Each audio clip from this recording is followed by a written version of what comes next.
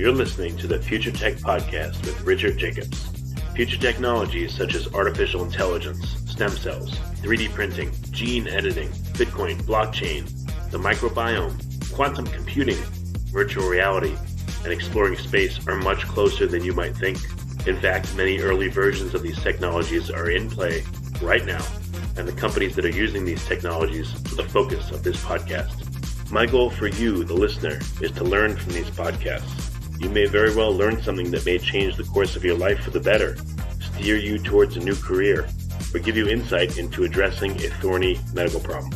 Remember, this podcast and its content is informational in nature only.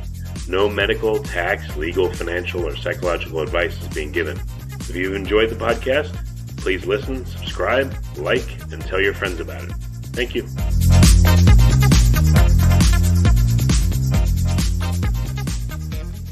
Hello, this is Richard Jacobs with the Future Tech and Future Tech Health podcast. I have Lindsey Biehl.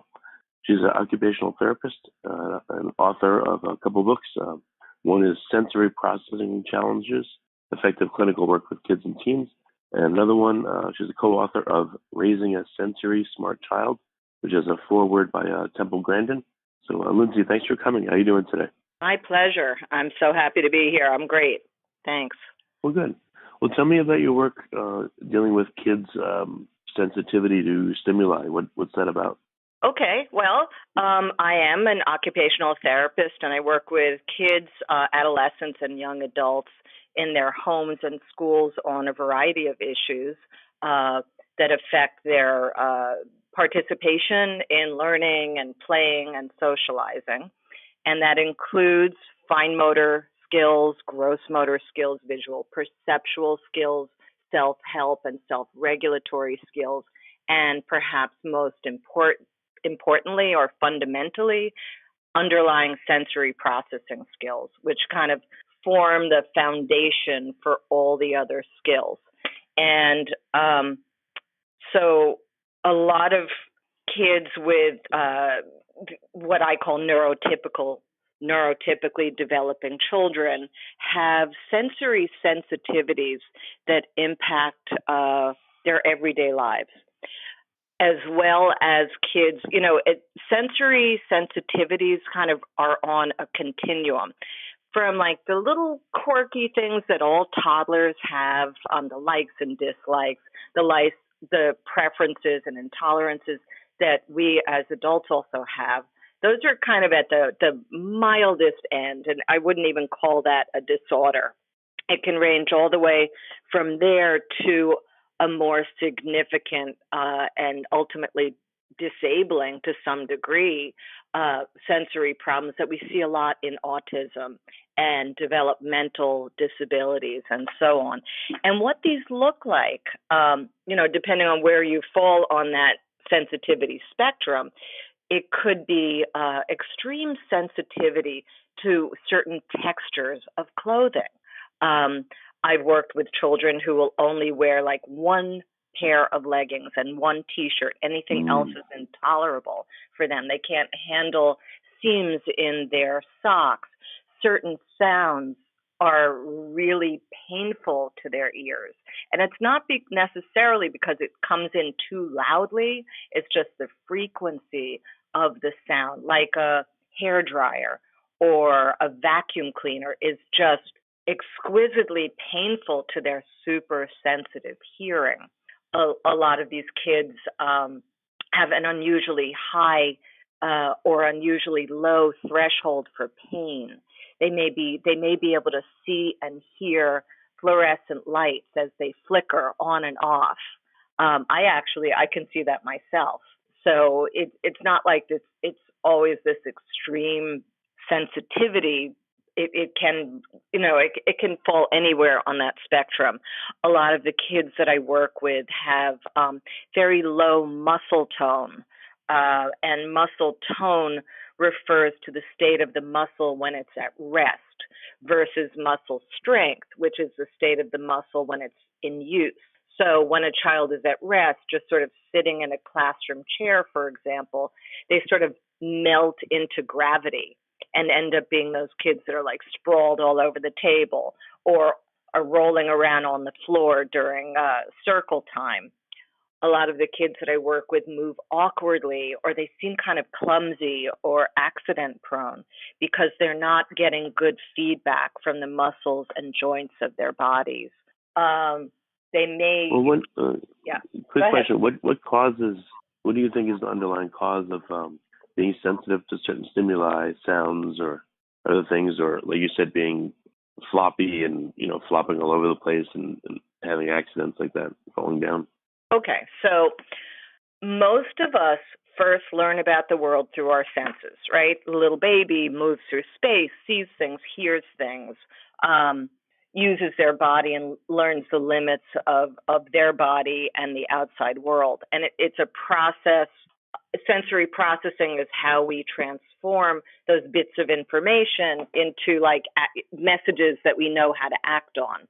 Now, some people, because of how their nervous system is wired, meaning their brain and their body, they don't take in and use that information in quite the same way.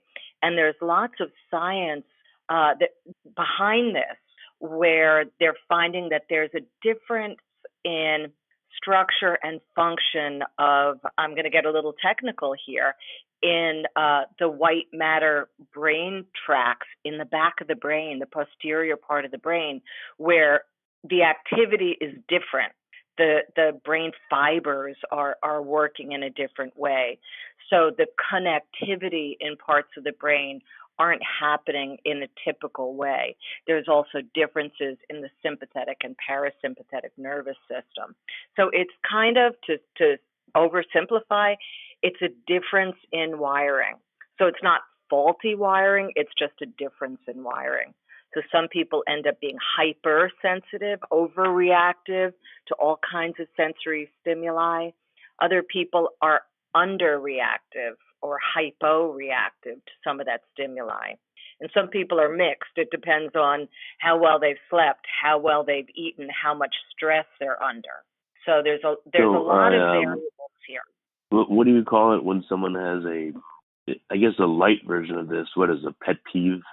Mm-hmm. And a strong version of it is someone, yells and screams when they have a certain stimuli, or let's say they cover their head, or they just, I don't know, they freak out. What right? Are there words to characterize the levels or the spectrum of response to stimuli? Well, it becomes a disorder when it interferes with daily function. So if I'm in a restaurant that's really noisy and I can't hear the person I'm with, I get kind of annoyed and grouchy, and I may stop talking so much. I may just give up on that. That's just like common every day, versus someone who hears a loud or unexpected sound and screams and freaks out. I guess we could talk about, human experience, just daily life experience in its extremes. So, mild, common, versus at the more extreme, dysfunctional, disordered. Well, I guess in my experience, I have pet peeves. Everyone does. Like, I hate whispering, and people make fun of me for it. And my wife hates computerized voices, and I make fun of her for that. So I guess society probably isn't very nice to people about their pet peeves. And when it escalates to a higher level, my guess is that they'll say, "What's wrong with that person?" and be judgmental. So it's probably, unfortunately, not an easy thing to deal with for anybody at any level, especially if it's pretty impactful. That's right. And as adults, we've learned how to find a partner who doesn't whisper, for example, who knows, who respects our quirks, and a job where whispering is not an issue on the job. We're able to create a life for ourselves where we can manage our pet peeves for the most part. But for a kid, those pet peeves, there's a lot of bullying, a lot of teasing that goes on. We all know this from our own childhood. And of course, the more sensitive a child is, the more prone they are to difficulties like that. I have pet peeves too. I can't stand fluorescent light. It makes me crazy. And people know, like, I do a lot of as the author of 2 books, and I've been in this field for over 20 years, I teach a lot of workshops, and people now know when I go back to teach a workshop that they need to make sure there's no fluorescent light going right into my eyes, or I'll get a headache. So it's like we learn how to communicate our likes and dislikes and work around them, hopefully. Well, with teens and kids, what kind of interventions can you make, or what can you do to help the teen and the kid understand what's going on, and that there's nothing wrong with them? It's just, how they're unique, and how do you help them? I love that question, because that's what it's all about, and that's what parents and therapists and teachers need to be doing. I'm going to give you an image, and the image is of going to a picnic with a paper plate in your hand. And you go and you take a hot dog and you put that on your plate, and you get some potato chips and put that on your plate. Then you take some coleslaw, put that on your plate. Everything's fine. But then you take some potato salad, you put it on your plate, and your whole plate falls apart. And that's what our nervous systems are like, right? So as a therapist, teachers, and parents, we all need to figure out just how much we can put on a person's paper plate, their nervous system, before they're going to fall apart. And at the same time, as a therapist, I need to start building a stronger paper plate. And that means, how do I do that, right? It starts with assessment. I need to figure out what is going on with that person. What are their strengths? What are their challenges? What's going on? And I do that through a professional assessment. I do have screening tools on the Sensory Smarts website if people want to take a look at those. Print them out, fill them out for your kid, for yourself. They're not standardized, so this is not something that is scoreable, but it'll give you an idea if there is indeed something going on and what it might point to. So once I know what's going on with a child, I can customize a treatment plan. And that may be reducing some of the stuff I'm putting onto their plate. That might mean having them, for example, wear sound-reducing headphones, noise-reducing headphones in crowded, noisy situations, like going to the shopping mall, is intolerable for a lot of people. I can't stand it, so taking that intense sound off their plate. And if you have hypersensitive hearing, if you put sound-reducing headphones on, all it does is reduces the sound to a normal noise level, and I'm using that word normal a little bit, I don't like the word normal, but a typical as expected noise level. Well, for that person, yeah, it's normal. For that person, right. So also a great thing are the Vibe earplugs that, again, gives you the full range of sound, but just reduces the volume level, and that becomes more bearable for a person.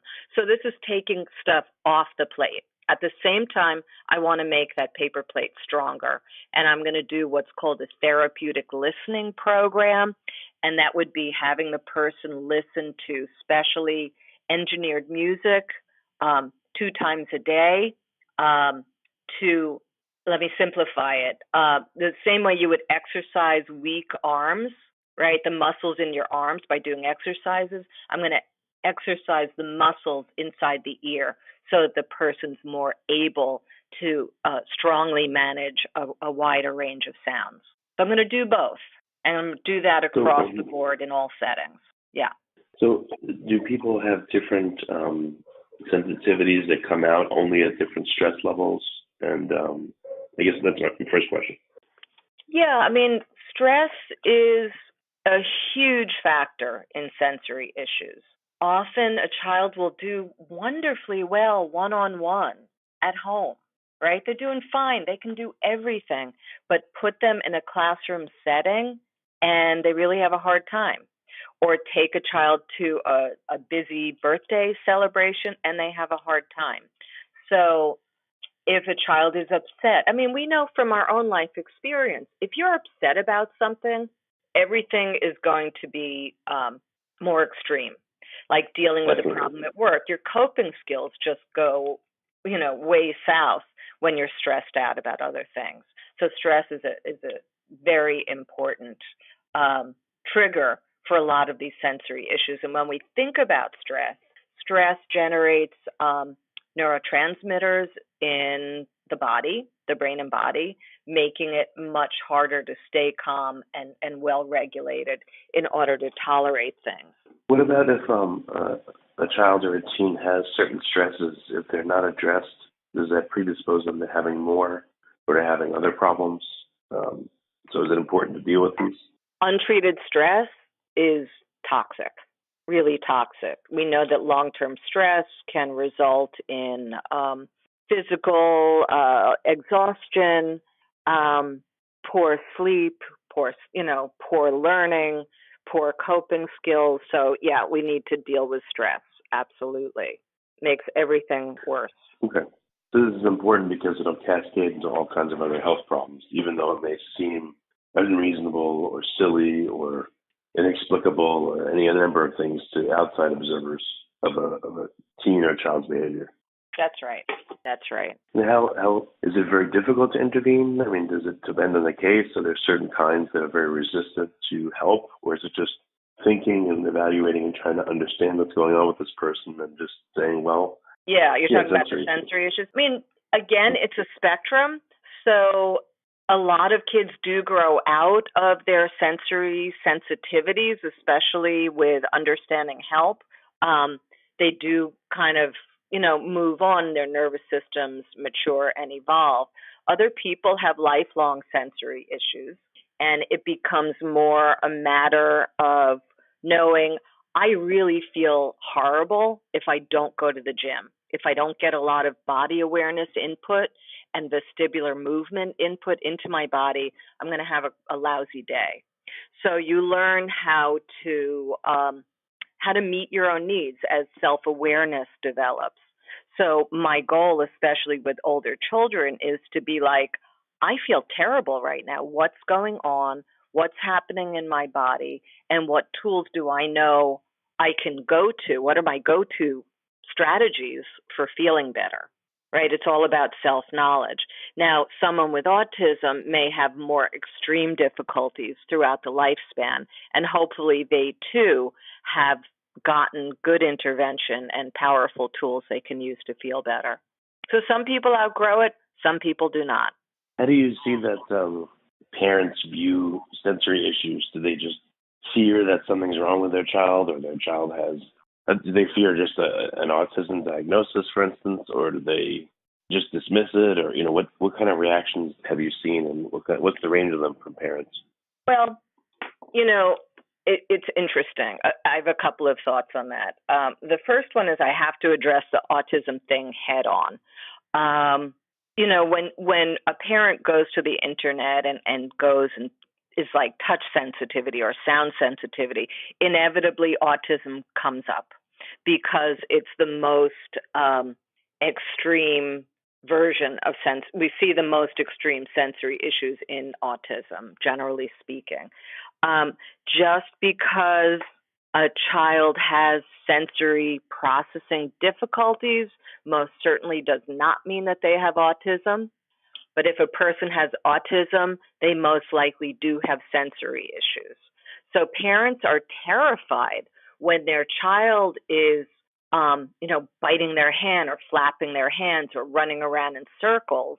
And, or even lining up toy cars. It's like, this must be autism, and some helpful in-law or neighbors like, oh, I think your child is autistic, or they look it up on one of the parent chat boards. There's a lot more to autism. There's deficits in communication and the ability to share interests. So there's a lot more to autism than the sensory issues. Now, parents, they get the hypersensitive child. They can recognize that as a problem. The hyposensitive, the sort of understimulated child, that is sometimes harder for parents to recognize what it is. Like if your child is holding her hands over her ears, screaming, it's too loud, get me out of here, that's a pretty clear message. But for the child who just kind of zones out, who tunes out or shuts down, that's much more difficult for a parent to recognize. So they have a hard time with that. And what kids do when they're undersensitive is they'll tend to, because they want to engage, they'll rev themselves up. And because their nervous system is functioning so poorly, they start to look like hyperactive kids, because then they become hypermotoric. They can't stop moving once they get started. And that just speaks to a really poorly functioning nervous system. What I do also see is a lot of parents who see their child and start to do some research and think, oh, he's really doing poorly in school, it must be sensory, or he's not behaving the way I expect him to, it must be sensory. Sometimes that sensory processing disorder diagnosis feels more palatable for a parent than perhaps an autism diagnosis. So, sometimes parents are eager to obtain that diagnosis. And when they really should be looking at anxiety and autism. They're also interrelated. I know it's very confusing for parents. This is why getting a professional evaluation is essential. That will help to clarify what's going on, what needs to be explored further. What about when teens or kids are in public schools? Does the public school system seem to help, or do they just want to come in and do like an autism diagnosis, they misdiagnose, or do they just say, oh, it's ADHD and let's give the kid medicine? I mean, how does a school interact typically, in a good or a bad way? Well, schools should not be doing any diagnosis, right? So the way to get a proper diagnosis really outside of the school system. School may have a child psychologist that they work with, and so they may get diagnosed that way. I do recommend to parents, if possible, to go to a developmental pediatrician outside of the school system and find out what's going on, get a psychoeducational evaluation so that parents and educators can find out exactly what's going on and what the child's learning strengths and challenges are, and then meet that. Unfortunately, insurance companies and schools are positioned the way things are set up right now is if you have an autism diagnosis, the door opens to a huge amount of services in terms of getting a lot of occupational therapy covered, physical therapy covered, and most especially educational support covered. So, it all depends on the school. I can't speak nationwide about what's going on with schools. Well, very good. Well, Lindsey, I know that you're short on time, so let's wrap. But what's the best way for parents and for people that feel like they're interacting with someone that has sensory issues to find out more? Where can they get your books? Where can they contact you if they want to? Okay. Well, parents, you can go to sensorysmarts.com, sensorysmarts.com. You will find a downloadable sensory checklist. You'll find a lot of information about sensory difficulties as well as strategies, some of the best techniques for working with schools right there on the website for free. You'll also find a load of webcasts and magazine articles.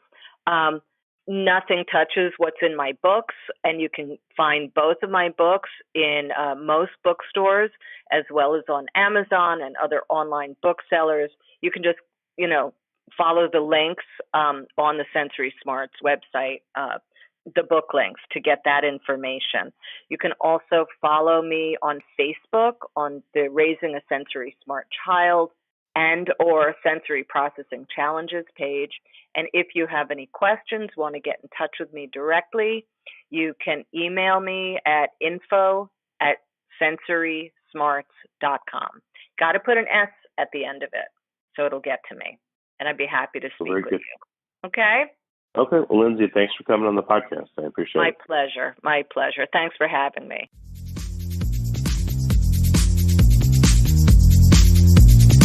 You're listening to the Future Tech Podcast with Richard Jacobs. Future technologies such as artificial intelligence, stem cells, 3D printing, gene editing, Bitcoin, blockchain, the microbiome, quantum computing, virtual reality, and exploring space are much closer than you might think. In fact, many early versions of these technologies are in play right now, and the companies that are using these technologies are the focus of this podcast. My goal for you, the listener, is to learn from these podcasts. You may very well learn something that may change the course of your life for the better, steer you towards a new career, or give you insight into addressing a thorny medical problem. Remember, this podcast and its content is informational in nature only. No medical, tax, legal, financial, or psychological advice is being given. If you've enjoyed the podcast, please listen, subscribe, like, and tell your friends about it. Thank you.